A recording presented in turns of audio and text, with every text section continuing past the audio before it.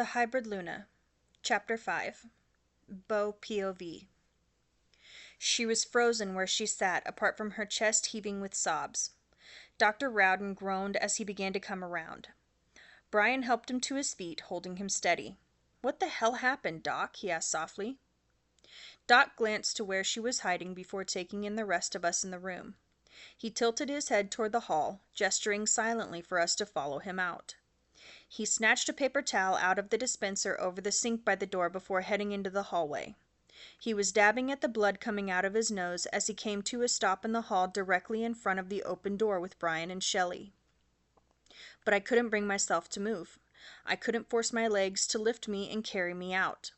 My wolf had locked my body down and was zeroed in on the shaking girl in front of us. My instincts screamed for me to reach out and take her into my arms, to comfort her and show her she's loved. His soft, pained whines filled the room, the only sound to break the silence. "Explain," I growled through the link, opening it to all four of us. "It's my fault, Alpha. I don't know what I was thinking. I just had this uncontrollable urge to touch her. That's never happened to me before. As I was introducing myself, I reached out to touch the back of her hand. She snapped, throwing punches, and knocked me out," Doc explained. I could smell his guilt from here. Shelley sighed as she eyed the girl Jane. She won't make eye contact. Even when I'm directly in front of her demanding her attention, she keeps her head down. I don't know what she's been through, but it has definitely left its mark. She has a habit of keeping her back to the wall when she's in a room, and she's always on high alert. I'm not sure how many hours she actually sleeps at night, but I occasionally hear her crying in her sleep before she wakes herself. "This would have been good information to have before I met with her today," Doc grumbled as he glared at Shelley. "Maybe you should have asked then," Shelley snapped back. She met Dr. Rowden's glare without a hint of hesitation, giving him one of her own. I turned back to her, where she was still wedged into the corner. Her sobs had begun to quiet down, but her mind was clearly still elsewhere. I took another tentative sniff in her direction before I looked back at them. "Do you smell that?" All three of them lifted their noses and quickly sniffed the air in unison. I watched the confusion roll over them before they each took a longer sniff. "I don't smell anything," my beta finally said. "Exactly." Brian's eyes widened as he focused his attention on the stranger. It didn't take long for Doc and Shelley to catch up to our train of thought.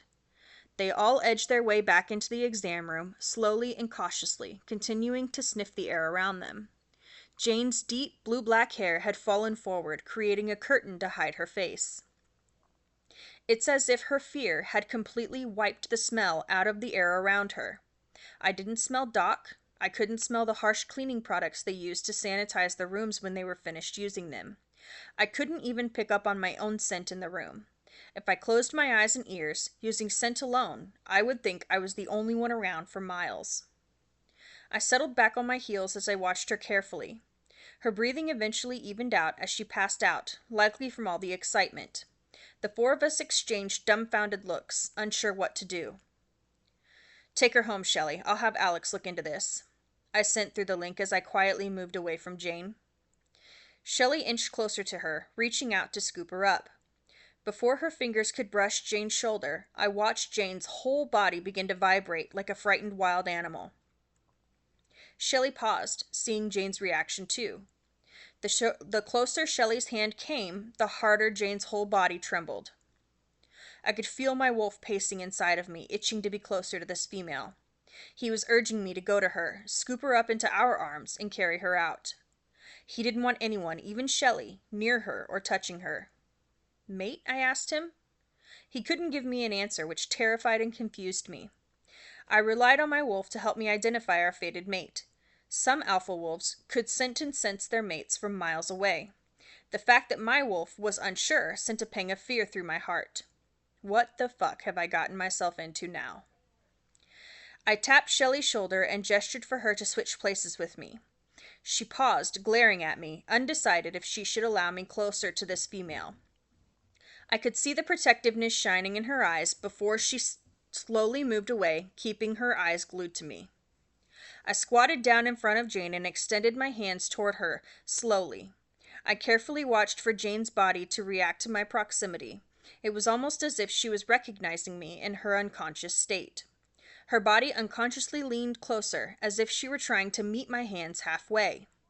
I gently scooped her up into my arms, and she pushed her face into my neck, burrowing closer to my chest as I straightened. My wolf settled and let out a sound that was almost a purr, causing her to relax further. "Are we sure she isn't, mate?" I asked again. The only reply I got was a frustrated, confused growl. Her lack of scent was leaving him perplexed, but every other instinct screamed we needed her. I tightened my hold on her as I faced the room of curious and shocked stares. I shifted uncomfortably under their scrutiny before moving past them and out of the room.